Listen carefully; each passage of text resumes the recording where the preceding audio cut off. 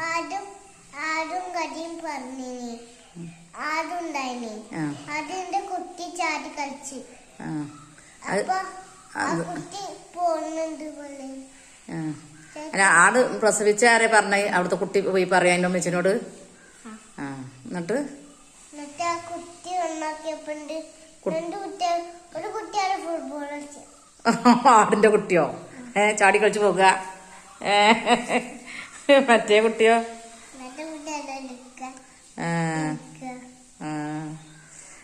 ശരി.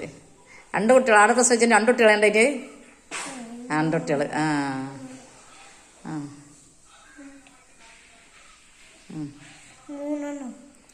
ആടിനടക്കം 3 ആള്. 2 കുട്ടികളുണ്ട്. പിന്നെ അതിന്റെ ആടിന്റെ തള്ളയുണ്ട്. എന്നിട്ട് ആട് ഫുട്ബോൾ കളിച്ചാൻ പോകെ അയാർക്കുള്ള. പിന്നെ ആടിന് പിന്നെ എൻ്റെ അമ്മച്ചി വന്ന് കണ്ടോ? ആടിന്റെ ഉടമക്കാർ വന്ന് കണ്ടോ? ഏതൊരു കുട്ടി പോയല്ലേ പറഞ്ഞു ആട് പ്രസവിച്ചു. ആ മേയാൻ പോയെത്തുന്നല്ല ആട് പ്രസവിച്ച് അല്ലേ? ആടെ നോക്കാൻ പോയി എടുത്തുന്നു. പിന്നെ ഇവിടുന്ന് പ്രസവിച്ച് പറഞ്ഞ